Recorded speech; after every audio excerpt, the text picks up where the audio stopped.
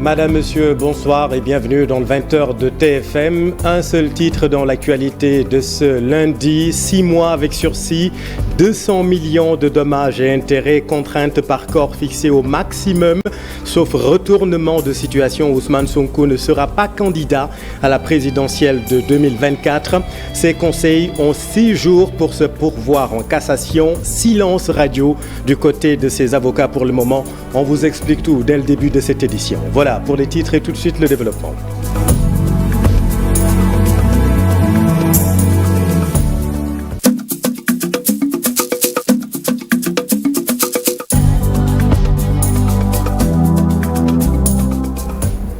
Sauf retournement de situation, Ousmane Sonko ne participera pas à la présidentielle de 2024. L'opposant a perdu son éligibilité. C'est une conséquence du jugement rendu aujourd'hui par la Cour d'appel. 6 mois avec sursis pour les délits de diffamation et d'injure publique. Les avocats de la partie civile se réjouissent de ce verdict en appel. Voici Maître Baboucar Cissé, tout juste après l'audience. C'est que la Cour a infirmé partiellement le jugement. Entrepris, c'est-à-dire le jugement qui a été déféré devant elle, elle a partiellement infirmé, retenu le délit de diffamation, retenu par ailleurs le délit d'injure publique. Et la Cour a condamné M. Ousmane Sonko à 6 mois d'emprisonnement avec sursis pour les 2 infractions. Et a confirmé les 200 millions de dommages et intérêts qu'il doit payer à M. Mambaïna. Mais par ailleurs, la Cour a fixé la contrainte par corps au maximum. C'est-à-dire aujourd'hui, si Mambaïna doit exécuter cette décision et que M. Ousmane Sonko ne paye pas le montant des dommages et intérêts, évidemment, M. Mambaïna a la possibilité de l'envoyer en prison par le biais de la contrainte par corps. Contrairement à ce que M. Sonko dit, Mambaïna dina jot khalisam. Il recevra son argent. Ousmane Sonko lui-même ayant été condamné à 6 mois à sortir du sursis, il est bien évident que si cette décision est définitive, M. Ousmane Sonko est définitivement exclu de la course. Définitive, c'est-à-dire il y a des voies de recours encore. Parce qu'il a 6 jours à compter de la notification de la décision pour se pourvoir en cassation. Si maintenant il n'exerce pas cette voie de recours extraordinaire, il est bien évident que la décision sera définitive. Et il me semble que la conséquence du caractère définitif de cette décision, c'est de l'exclure définitivement de la course à la présidence. Une poignée d'avocats de Ousmane Sonko était présente au palais Lat Dior, mais Maître Bamba Cissé et Maître Clédor Cirelli n'ont pas souhaité s'exprimer pour le moment. Silence radio du côté de la défense. Nous suivons tout cela durant cette édition. Et pendant ce temps-là, le principal concerné, lui, Ousmane Sonko, était à plusieurs kilomètres du palais Lat Dior. Il était à Ziguinchor exactement où se tenait un conseil municipal. Dans l'après-midi, une marche était prévue, une marche de ses partisans, transformée en une conférence de presse. Mais il y a eu des développements. On va tout de suite à Ziguinchor retrouver notre correspondant permanent, Lamine Ba. Bonsoir Lamine. Bonsoir Chérif. Quelle est la situation sur place ce soir suite à ce verdict ? Alors, nous avons fait un tour de la ville tout à l'heure, mais nous avons constaté qu'il y a à peu près 45 minutes de ça, des jeunes manifestants avaient donc brûlé des pneus sur la principale voie des 54 mètres. Et on nous apprend également qu'au quartier Lindiane, il y avait également des pneus qui ont été brûlés par des jeunes manifestants. Le calme semble relativement revenu, mais on nous a signalé que la poste de Yamatogne a été également attaquée par des manifestants qui l'ont d'ailleurs incendié sur place. Nous nous sommes rendus, nous avons effectivement trouvé sur les lieux donc les sapeurs-pompiers qui tentaient véritablement de maîtriser le feu. Donc ce qu'il faut dire, pour l'instant, il y a un calme précaire, mais le climat est très tendu à Ziguinchor. Les forces de l'ordre quadrillent le centre-ville pour parer à tout débordement, mais pour l'instant, retenons que des jeunes ont brûlé des pneus avant de s'évaporer sur la route nationale, sur la route principale dite boulevard des 54 mètres et également à Lindiane. Lamine Ba en direct dans cette édition. Quelques échauffourées donc notées à Ziguinchor. Silence radio du côté de la défense. Les avocats d'Ousmane Sonko préfèrent ne pas s'exprimer pour le moment, contrairement à la partie civile. Maître Olivier Sur et le principal concerné de l'autre camp, en l'occurrence Mame Mbaye Niang, ont tenu une conférence de presse. Ils écartent totalement la charge politique dans cette affaire. Compte rendu de la conférence de presse, Maïmouna Ndiaye et Babacar Camara. Ils ont crié victoire à l'annonce du verdict du procès en appel opposant Mame Mbaye Niang à Ousmane Sonko. Eux, ce sont les amis et sympathisants du ministre du Tourisme. Après plus de 4 heures d'attente, Mame Mbaye Niang et ses avocats ont fait face à la presse. D'abord, un commentaire sur le verdict rendu. La robe noire parle d'une décision mesurée qui suit la jurisprudence. Que les juges aujourd'hui ont ni plus ni moins inscrit leur arrêt dans une jurisprudence préexistante de telle sorte qu'en aucune façon ne pourra dire que l'arrêt rendu aujourd'hui est un arrêt politique pour des causes politiques, mais au contraire un arrêt qui suit un droit fil jurisprudentiel. Pour Mame Mbaye Niang, la vérité a triomphé. Aujourd'hui, Ousmane Sonko a encore insulté les institutions de notre pays parce qu'il a formulé cette histoire d'appel et il n'a même pas voulu se présenter au tribunal. Je demeure convaincu que ces menaces n'aboutiront à rien. Je demeure convaincu que ses capacités, on doit les remettre en cause. Je demeure convaincu que ses capacités intellectuelles doivent être remises en cause. Je demeure convaincu qu'il ne mérite pas de brandir un diplôme de l'ENA. Selon le ministre du Tourisme, jusque-là, le leader de PASTEF n'a jamais eu à regretter ces accusations, ce qui explique son engagement à épuiser toutes les voies de recours. En quoi est-ce que le procès qui m'oppose à lui est politique? Vous tous, vous l'avez vu. M'accuser de détournement de 29 milliards, annonçant qu'il détient un rapport qui m'aurait épinglé, rapport qu'il n'a jamais présenté au tribunal. En quoi est-ce que c'est politique? Il se soucie de sa famille et il ne veut pas que moi je me soucie de la réputation de ma famille. Il se soucie de ses enfants et il ne veut pas que moi je défende la réputation de mes enfants. Mame Mbaye Niang dit se préparer pour le combat politique en mode accéléré, avertit-il. Il n'y a pas de prise de parole publique d'Ousmane Sonko ni de ses avocats, même s'ils ont tout de même 6 jours à compter de la notification du verdict pour se pourvoir en cassation. Retenez également que l'arrêt fixe la contrainte par corps au maximum ainsi que le paiement de 200 millions de francs CFA de dommages et intérêts. Qu'est-ce que cela pourrait impliquer? Les éclairages du chroniqueur judiciaire Daouda Mine. Ousmane Sonko ne paye pas les 200 millions qui lui ont été alloués par le juge, qui ont été alloués par le juge à Mame Mbaye Niang. Mame Mbaye Niang a la possibilité de se chercher un huissier de justice, de faire exécuter la décision en saisissant les biens de Ousmane Sonko.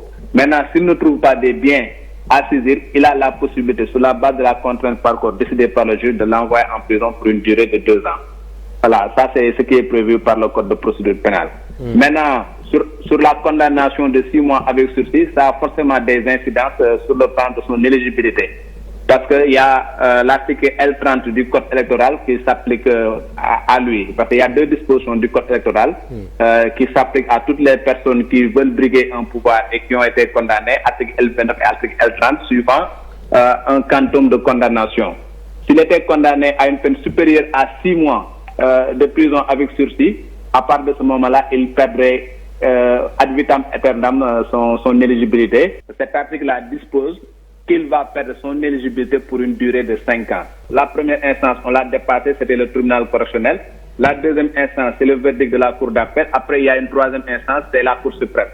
Il a la possibilité de se pourvoir en cassation. Il a un délai qui lui est imparti par le Code de procédure pénale. S'il paie un pourvoi en cassation, à partir de ce moment-là, la juridiction supérieure va statuer pour voir si sa condamnation est conforme à la loi. Il faut préciser que la Cour suprême n'est pas un juge des faits, c'est un juge du droit. Donc la Cour suprême va tout simplement voir si les droits de Ousmane Sonko ont été respectés dans le cadre de cette condamnation-là. Si ces droits ont été respectés selon la Cour suprême, à partir de ce moment-là, la peine est confirmée et va acquérir ce qu'on appelle l'autorité de la chose jugée et ce sera une peine définitive. Maintenant, si la Cour suprême estime que les droits d'Ousmane Sonko n'ont pas été respectés dans le cadre de cette procédure-là, la Cour suprême casse la décision et renvoie l'affaire à une autre juridiction, à une autre cour d'appel. Les réactions de la classe politique se multiplient. Aminata Touré dénonce, s'insurge contre un verdict inique selon elle. Ousmane Sonko, cette sentence qui est le reflet de la volonté de le rendre inéligible sera combattue par les forces vives au nom de la sauvegarde et de la pérennisation de la nation sénégalaise, s'exclame Malik Gakou, et puis la compassion de Déthié Fall pour son ami et frère Ousmane Sonko, annonce faite sur les réseaux sociaux. Et voilà ce que nous pouvions dire sur cette actualité. Ousmane Sonko a présidé, comme je le disais à l'entame de cette édition, en conseil municipal ce matin pour solliciter l'aval des conseillers municipaux sur la mise en œuvre d'un certain nombre de projets de la commune de Ziguinchor.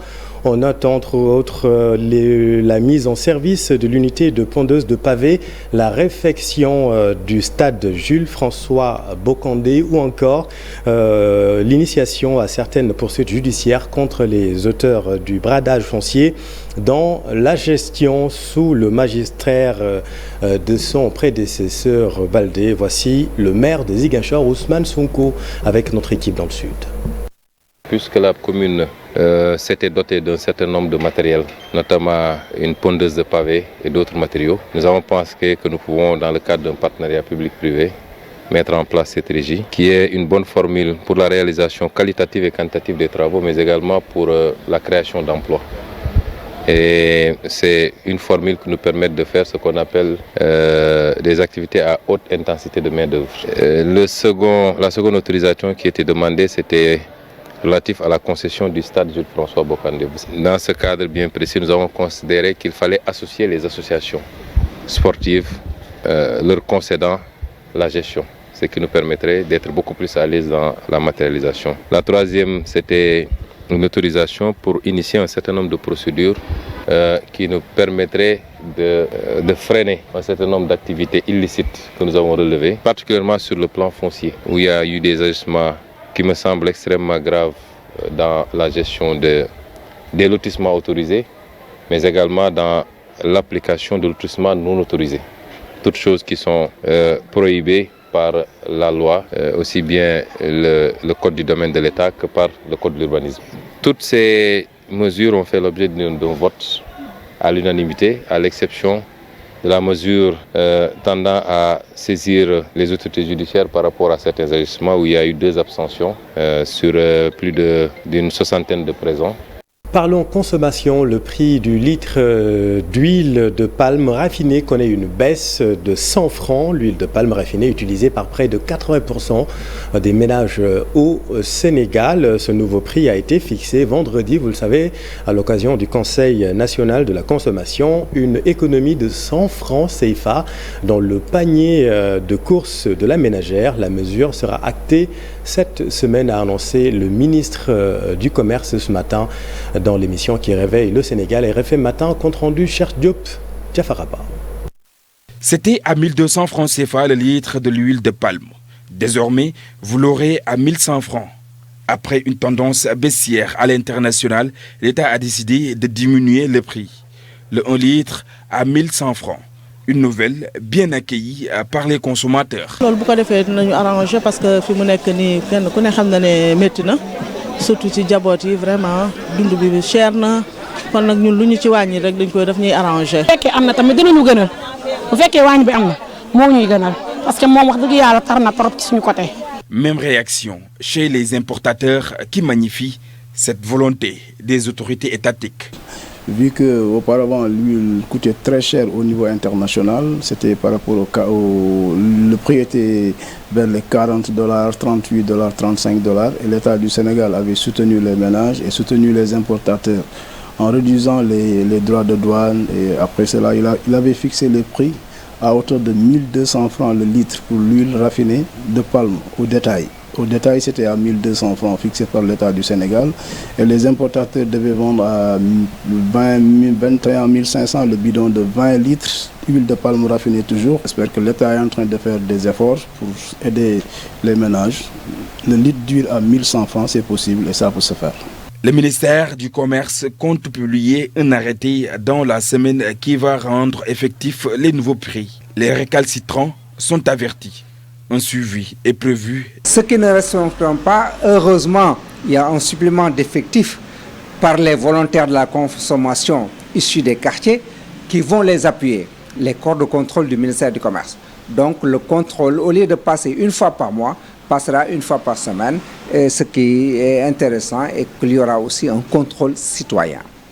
Parce qu'il rien ne sert à ce qu'on prenne des mesures, à ce que l'État renonce à certaines taxes comme la douane, et nous la saluons, et que les consommateurs ne puissent pas en bénéficier. Une baisse de 100 francs CFA qui va faire l'affaire de beaucoup de gourgourlous. Les Sénégalais demandent encore plus de baisse pour bien garnir le panier de la ménagère, déjà fortement dégarni par l'inflation. Cher, si le prix de l'huile a connu une baisse, celui du sucre en revanche est en hausse. Il faudra débourser 75 francs de plus pour se procurer le kilogramme de sucre cristallisé qui coûte désormais 650 francs le kilogramme. L'actualité dans le secteur du commerce, c'est aussi la campagne de recensement des lieux de commerce au Sénégal, opération en cours à Dakar dans un premier temps où on enregistre environ 30 000 commerces. Recenser d'abord, contrôler ensuite. L'objectif des autorités est de pouvoir contrôler les prix homologués lors de la dernière baisse généralisée des prix des denrées de première nécessité. En plus de 60 contrôleurs assermentés, 1000 volontaires de la consommation participent à l'opération, a dit le ministre du Commerce ce matin sur RFM. Et du côté des acteurs, la décision est salutaire. C'est même une innovation pour un contrôle rigoureux de certaines structures commerciales allant à Saint-Louis du Sénégal. Ousseynou Diop, Abibsec. Le ministre de la Consommation et des petites et moyennes entreprises a procédé au lancement de la campagne de recensement des lieux de commerce et la présentation du système intégré de contrôle des prix. Cette plateforme interconnecte tous les acteurs du marché intérieur et repose sur un système intégré de contrôle des prix qui sera accessible sur différents supports web et mobiles. Pour les boutiquiers, la décision est salutaire. Toutefois, ils veulent en contrepartie l'accompagnement de l'État. C'est une bonne chose et nous adhérons à ce programme. Maintenant, nous voulons en contrepartie avoir plus d'accompagnement de la part de l'État sénégalais. Le contrôle des prix sera de mise, une bonne nouvelle pour les consommateurs qui voient chaque jour le prix des denrées alimentaires flamber.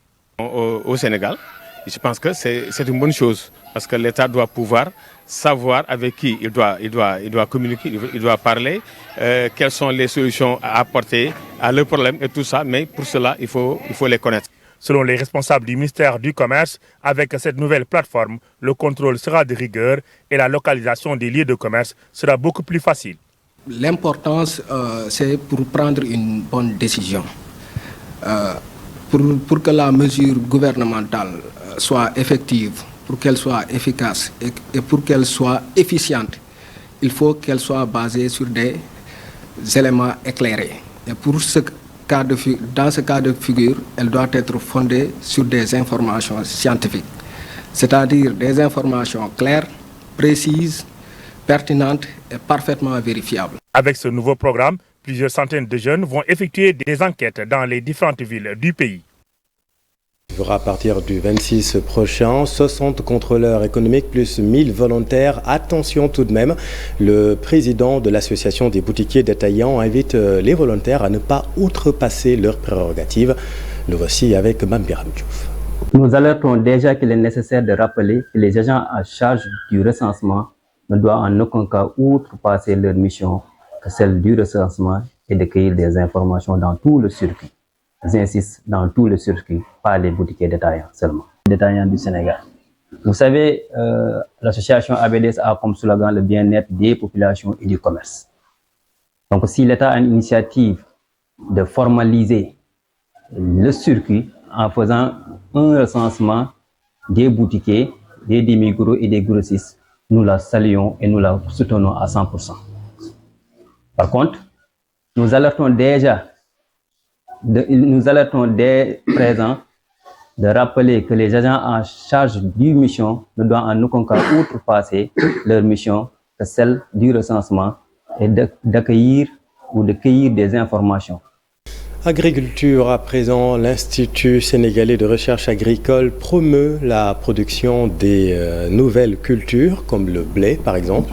La diversification des cultures peut assurer également la sécurité alimentaire. Plusieurs acteurs de la chaîne de valeur ont été formés. Écoutons là-dessus le directeur de l'ISRA, Oumar Ndaoufaye.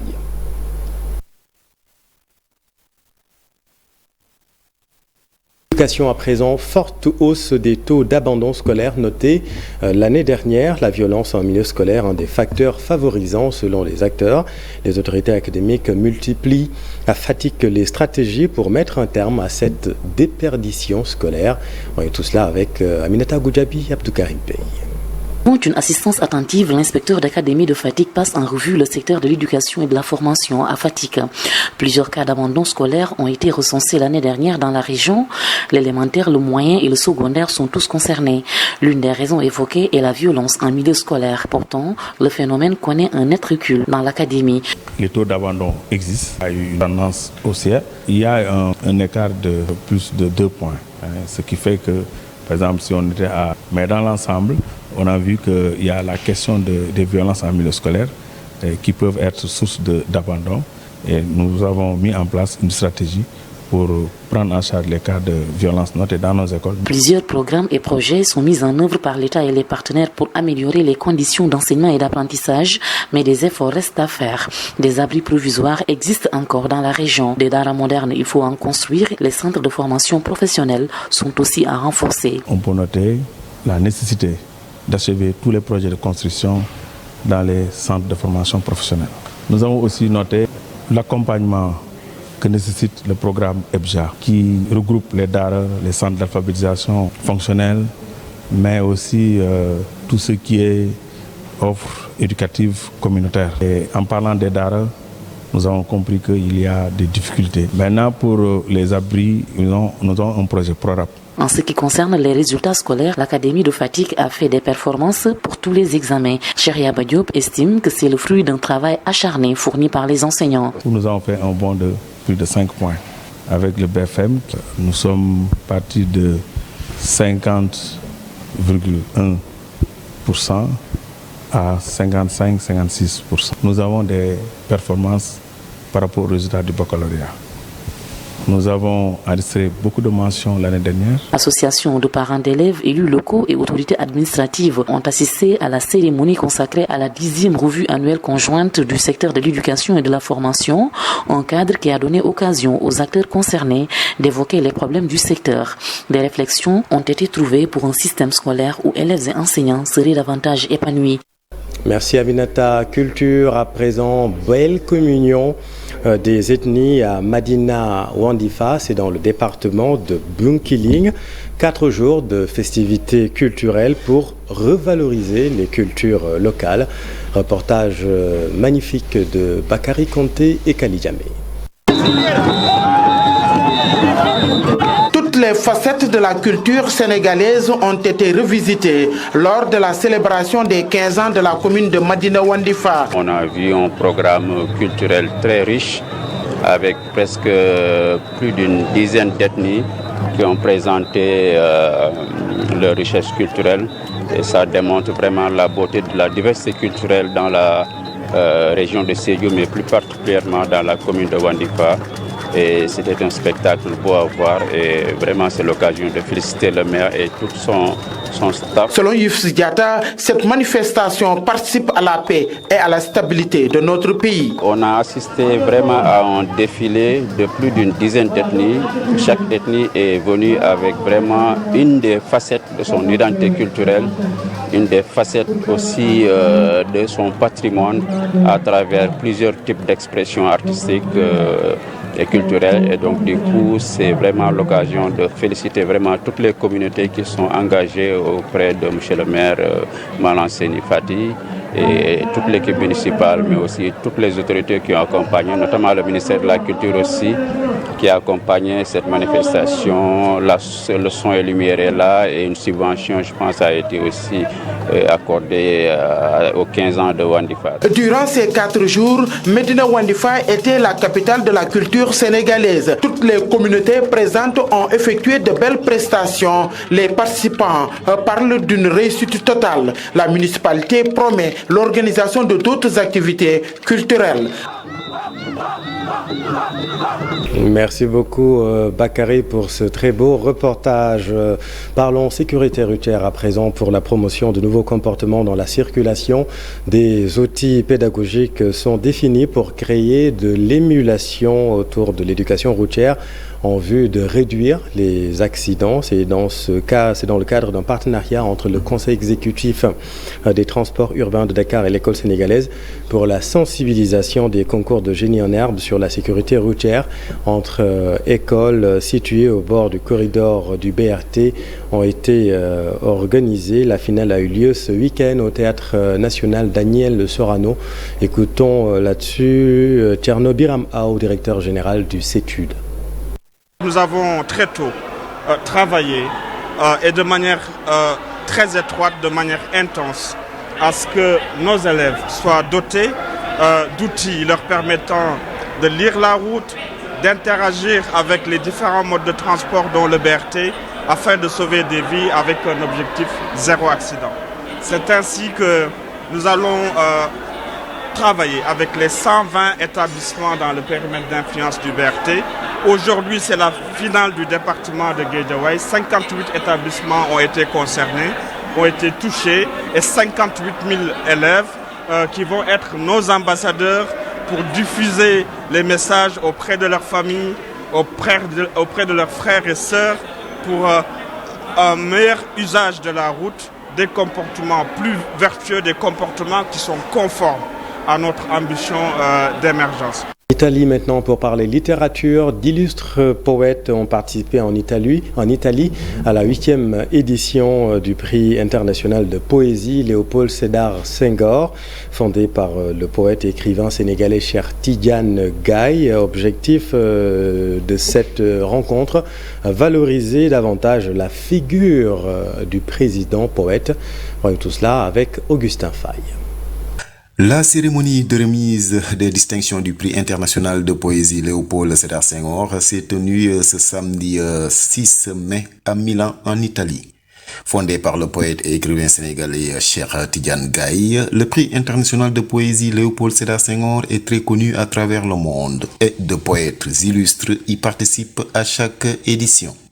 Par tradition, comme on le sait, donc, je suis fondateur de ce prix depuis 2015. Puis c'est important de valoriser le parcours brillant de son excellence feu Léopold Sédar Senghor et qui nous unit aujourd'hui parce que la poésie sert aussi à ça. La poésie unit, la poésie est l'amour, la poésie peut combattre naturellement les guerres, donc la discorde, etc. Donc voilà pourquoi j'y tiens, nous y tenons. Et nous avons obtenu pas mal de patronage de la part du Vatican, de la part des universités. Aujourd'hui, j'ai signé un accord avec l'Académie Mihai Eminescu de la Roumanie et nous allons signer d'autres accords avec des académies dans d'autres pays et ça va nous permettre naturellement à travers ces académies de pouvoir présenter les ouvrages de Senghor, de pouvoir discourir sur Senghor et de parler de Léopold Sédar Senghor. L'artiste, comédien, écrivain, dramaturge et metteur en scène sénégalais Pape Faye était présent à cette édition et a été nommé membre honoraire de l'Académie internationale Léopold Sédar Senghor. Moi, je crois que Senghor, c'est un homme universel. C'est un homme qui n'appartient plus au Sénégal, il n'appartient plus à l'Afrique. Senghor appartient au monde entier au regard de sa vaste production littéraire, pour ne pas dire poétique, pour ne pas dire aussi politique. Senghor mérite plus que cela. Et c'est une fierté pour moi aujourd'hui d'être distingué comme membre honoraire de l'Académie internationale Léopold Sédar Senghor. La culture est au début et à la fin de chaque développement. La note positive de cette 8e édition du prix international de poésie Léopold Sédar Senghor est la proposition du fondateur Cheikh Tidiane Gueye, acceptée par le président de l'université de Bucarest, de décerner à son excellence Monsieur le Président de la République Macky Sall le titre de docteur honoris causa. Dans l'actualité sportive, ce bras de fer, ce désaccord, on va dire, entre la Fédération sénégalaise de football et le FC Metz en France, le club messin a refusé fermement et définitivement, selon la fédération, de libérer les joueurs Lamine Camara et Pape Amadou Diallo pour leur participation à la prochaine Coupe du Monde U20, malgré la demande insistante du président de la FSF. Celle-ci prend acte pour Mamadou Lamine Camara et l'AS Berkane au Maroc. La même situation de refus prévaut également, même si des discussions sont en cours pour une libération pour compter du 15 mai, informe la Fédération sénégalaise de football. 6 matchs sans défaite, toutes compétitions confondues. Le Jaraaf de Dakar retrouve des couleurs après le départ de Youssoufa Dabo. La nouvelle équipe technique semble tenir en bon bout car le groupe vit bien selon les joueurs. C'est un reportage de Cheikh Sadibou Diarra. Auteur de sa 7e victoire en Ligue 1 ce week-end, l'ASC Jaraaf retrouve des couleurs. Depuis son changement d'entraîneur, le club de la Médina est sur 6 matchs sans défaite, toutes compétitions confondues. Moi et coach Laï, nous maintenons seulement le travail que nous faisions depuis le début de la saison. Nous communiquons beaucoup aussi avec les joueurs, leur demandant de redoubler d'efforts et d'être plus solidaires. Le président a également fait l'effort de nous mettre au vert pour faciliter la cohésion. Tout le monde a sa part dans ce renouveau. La direction, les supporters, les joueurs, le staff. Il y a aussi un troisième aspect, à la base de la bonne dynamique des Verts et Blancs. C'est un entraînement effectif. Lors de nos entraînements, tout joueur qui se montre performant a une grande chance de jouer. Tout l'effectif doit se sentir concerné. Nous utilisons les joueurs plus adaptés par rapport à l'opposition. L'ASC Jaraaf, 7e au classement de la Ligue 1, à 12 points du leader, est larguée pour le titre de champion. Toutefois, elle ne manque pas d'objectifs pour sauver sa saison. Nous voulons au moins remporter une des coupes et se hisser jusqu'à la 2e position du classement de la Ligue 1. Nous travaillons sur ces objectifs. En attendant de connaître son adversaire en 8e de finale de la Coupe du Sénégal, Jaraaf sait qu'elle va rencontrer Azang Diambour en quart de finale de la Coupe de la Ligue. Merci, cher Sadibou, c'est la fin de cette édition. Merci infiniment de l'avoir suivi. Soir d'info, la suite, c'est tout de suite avec Pape Abdoulaye Der et son invité. Restez avec nous, vous êtes au bon endroit. Bonne soirée.